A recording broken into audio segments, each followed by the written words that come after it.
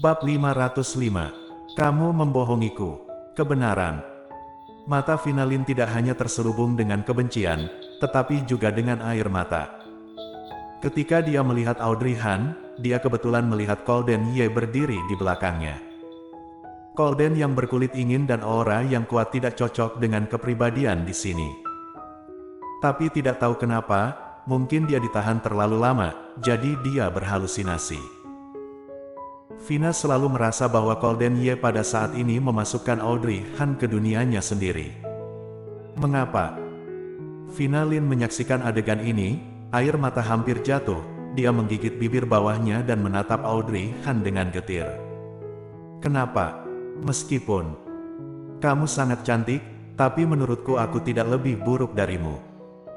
Kamu bisa mendesain, tapi aku juga bisa melakukan banyak hal, kenapa dia malah menyukaimu? Ada ekspresi sedih di wajahnya. Untuk sesaat, setelah Finalin melihat bahwa Colden Ye telah benar-benar mengintegrasikan Audrey Han ke dalam auranya, dia benar-benar merasa sedih.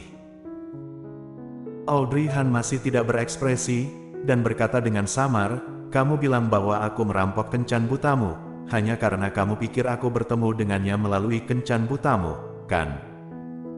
Finalin bertanya, "Bukankah begitu?" "Tidak." Audrey Han menyangkalnya secara langsung, menghela nafas dan perlahan berkata, "Aku tidak bertemu dengannya melalui kencan butamu." "Apa maksudmu?" Finalin memelototinya, sedikit bingung. Audrey Han berkata lagi, "Tepatnya, aku bertemu dengannya dari dulu."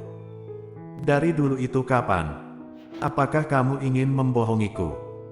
Finalin menggigit bibir bawahnya, membencinya lebih dalam.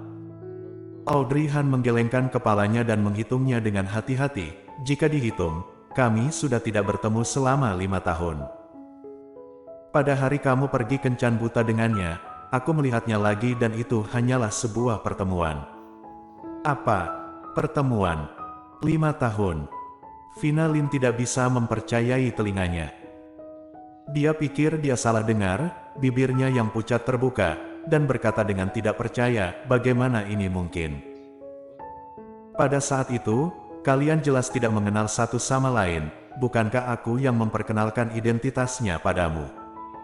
"Audrey Han, apakah kamu sengaja mengarang cerita untuk menipuku agar meminta maaf kepadamu?" Bahkan Ibu Lin di samping memandang Audrey Han dengan heran. Gadis ini sudah mengenal Colden Ye selama 5 tahun. Ini benar-benar tak terduga. "Tidak masalah bagiku apakah kamu meminta maaf padaku atau tidak. Karena aku tidak peduli apakah kamu akan dikurung di sini selamanya. Orang yang benar-benar peduli padamu adalah ibumu." "Nona Lin, aku dan Colden Ye memang bertemu kembali untuk pertama kalinya hari itu. Aku memang sudah mengenalnya lebih dari 5 tahun. Aku sudah menjelaskan ini dengan jelas. Apakah kamu masih berpikir bahwa aku mencuri kencan butamu? Apakah dia memberimu harapan pada awalnya?" Finalin menurunkan matanya. "Apakah Colden pernah memberi dirinya harapan?" "Tidak, tidak pernah. Dari menit pertama kencan buta, dia bisa merasakan bahwa setiap sel di Colden Ye menolaknya. Dia tidak ingin kencan buta dengannya, tetapi kemudian dia memberinya sedikit harga diri karena permintaannya. Dialah sendiri yang bermimpi bisa menaklukkan pria ini sendirian. Dia tidak merasakan perasaan apakah pihak lain menyukainya sedikit pun atau tidak. Sejak dia memiliki sedikit harapan, saat itulah Audrey Han muncul, karena dia melihat cahaya di mata Colden Ye. Ya, itu cahaya. Pada saat itu, Finalin berpikir bahwa Colden hanya tertarik dengan identitasnya sebagai seorang desainer, dan dengan bersemangat mendorong kartu nama Audrey Han ke Colden Ye. Tapi tidak disangka Colden Ye sangat tertarik pada Audrey Han, bukan identitasnya sebagai seorang desainer. Jika keduanya bertemu kembali, maka apa yang dia lakukan adalah membantu mereka berdua untuk bersama lagi. Sekarang setelah memikirkannya dengan hati-hati, perilakunya sendiri benar-benar bodoh, yang membuat orang tertawa terbahak-bahak. Tidak. Bukan begitu masalahnya, bagaimana bisa seperti ini?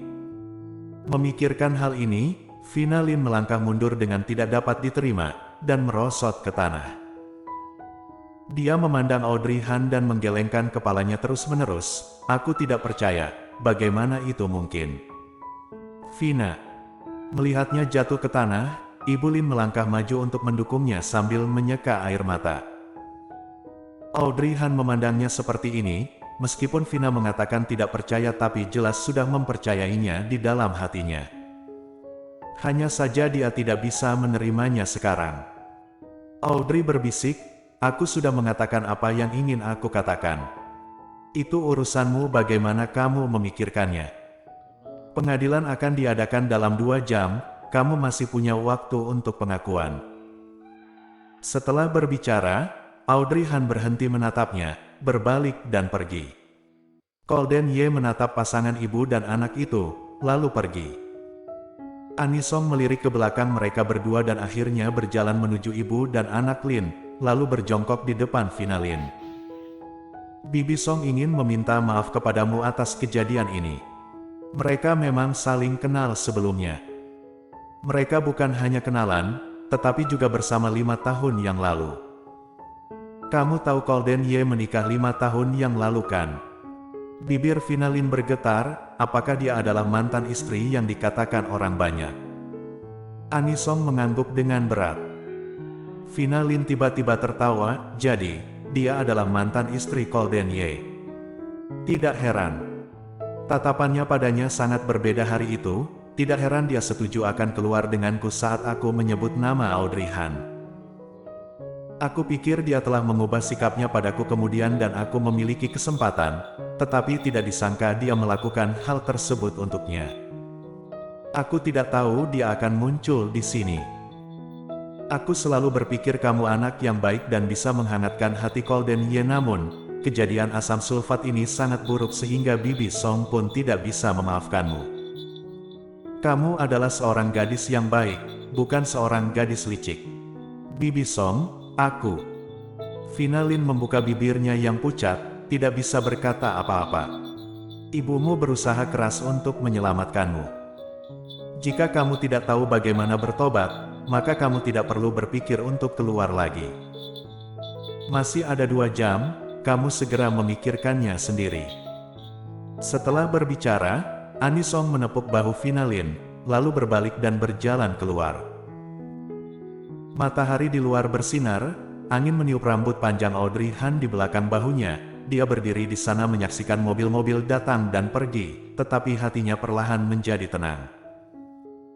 Dia berpikir jika dirinya Vina Lin, akankah dia merasa kencan butanya telah dirampok. Sejujurnya, tanpa mengetahui kebenarannya, dia akan berpikir seperti itu. Tapi, apakah dia akan menuangkan asam sulfat pada pihak lain? Audrey Han menutup matanya dan menarik napas dalam-dalam. Dia bisa menjamin bahwa dia tidak akan melakukan poin ini. Lagi pula, ketika pernikahan pertamanya diganggu oleh pelakor, dia memilih untuk pergi dengan cara yang suram. Dia tidak memiliki kemampuan untuk melawan sama sekali. Mengapa? Karena bersambung.